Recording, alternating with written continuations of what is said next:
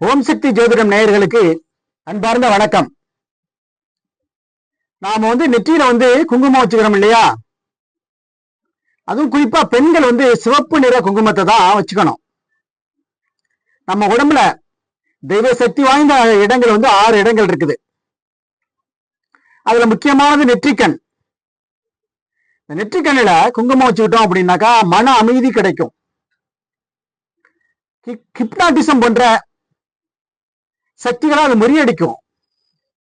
நம்ம உடம்புல இருக்கிற உஷ்ணம் குறையும். குங்குமத்தை மோதிர விரலால தான் வைக்கணும்.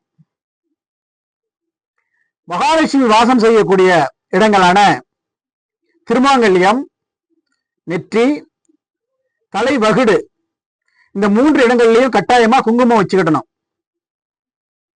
பெண்கள் அழகுக்காக இந்த காலத்துல டிசைன் வளையல்கள் அணிகிறாங்க.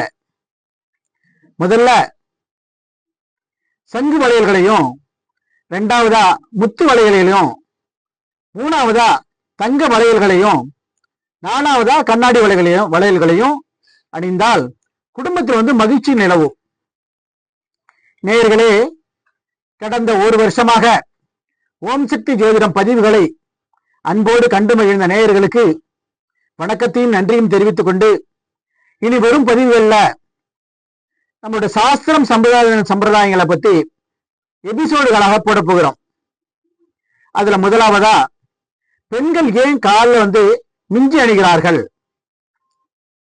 இது ஒரு பரம ரகசியம், பாரம்பரிய ரகசியம். கணவனை மிஞ்சி நடக்கக்கூடாது அப்படிங்கிறதுக்காகவும், பெண்கள் தலை குனிந்தே செல்ல வேண்டும் அப்படிங்கிறத ஞாபகப்படுத்துறதுக்காகவும் இந்த பெண் சுமங்கலி தெய்வ மங்கைக்கு சமமான சகோதரி அப்படிங்கிறத நினைவுபடுத்துறதுக்காகவும் தான். தாய் வீட்டினுடைய அன்பும் அரவணைப்பும் இருக்கணும் அப்படிங்கிறதுக்காக தான் 5வது மாதத்துல நம்ம மருந்து கொடுக்கிறோம். 7வது மாசத்துல வளகாப்பு போடுறோம். நேயர்களே, இது போன்ற நல்ல பதிவுகளை தொடர்ந்து பார்த்து லைக் பண்ணி, ஷேர் பண்ணி, சப்ஸ்கிரைப் பண்ணி செய்யுமாறு உங்களை எல்லாம் அன்போடு கேட்டுக்கொள்கிறேன். நன்றி, வணக்கம்.